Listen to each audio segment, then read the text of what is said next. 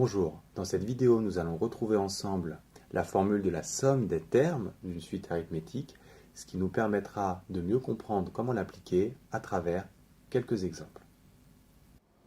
On raconte qu'à l'âge de seulement 8 ans, celui qu'on appellera plus tard le prince des mathématiciens, William Friedrich Gauss, a réussi à effectuer de tête le calcul suivant. Alors, comment a-t-il pu procéder? Il n'a évidemment pas effectué le calcul dans l'ordre, de façon fulgurante, 1 plus 2 plus 3 plus 4.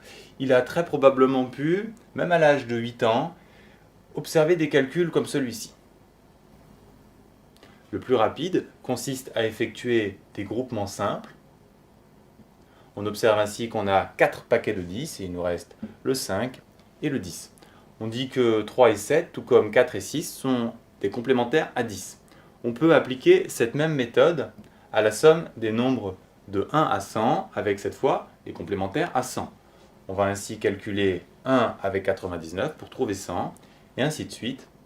On va former donc un grand nombre de paquets de 100. Maintenant, combien de paquets de 100 a-t-on formé? Combien de couples a-t-on formé avec 99 termes? En fait, ce n'est pas forcément évident. On en trouve 49, sachant qu'au milieu, il nous reste le 50 et au bout, le 100. Effectuer le calcul avec des paquets de 100 est une idée séduisante. Mais par contre, on l'a vu, la finition est un peu délicate. Il existe une méthode plus simple et plus efficace. Il s'agit de sommer les termes extrêmes, le premier, et le dernier, on obtient 101. Et on obtiendra également 101 si on somme à chaque fois en prenant les termes extrêmes restants. Ce qui est intéressant dans cette méthode, c'est que le nombre de couples qui permettent d'obtenir 101 est très simple à calculer. Avec 100 individus, on forme 50 couples et donc on a un résultat qui est très simple, 50 fois 100. Cette méthode est d'autant plus importante qu'elle permet de calculer la somme de 1 à n pour n'importe quel entier. Le principe est le même, on somme les termes extrêmes, on obtient n plus 1 et le nombre de couples formés est n sur 2. Cette formule est à retenir. Il faut savoir qu'elle fonctionne aussi bien pour les nombres pairs que pour les nombres impairs.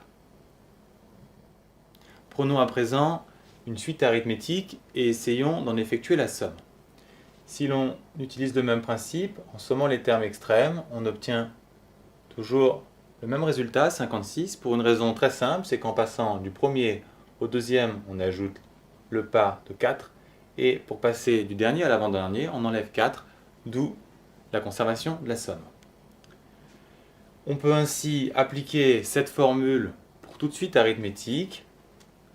La somme est égale à la somme des termes extrêmes multipliée par le nombre de couples. Le nombre de couples, c'est le nombre de termes sur 2. Notez bien ici que le nombre de termes n'est pas n, mais n plus 1, car pour aller de 1 à n, vous avez n termes, et il ne faut pas oublier U0.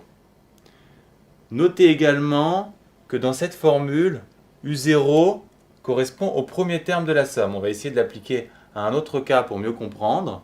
Si vous avez à sommer les nombres de U20 à U100, il faut sommer les deux termes extrêmes, et donc vous avez U20, pas U0. Évidemment, vous avez U100. Notez également que le nombre de termes n'est pas 80, mais 81, car entre 20 et 100, il y a 80 termes. On l'obtient en faisant la différence plus 1.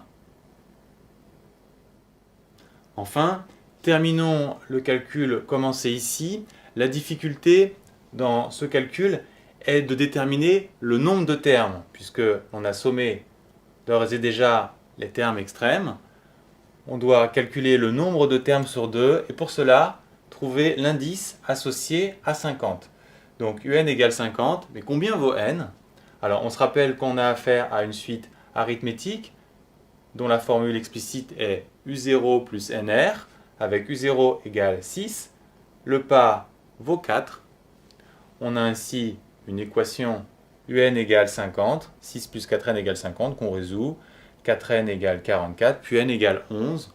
On n'oublie pas que l'on est parti de U0, donc pour aller jusqu'à U11, il y a 12 termes, d'où la conclusion de ce calcul, 56 fois 12 sur 2, que je vous laisse simplifier.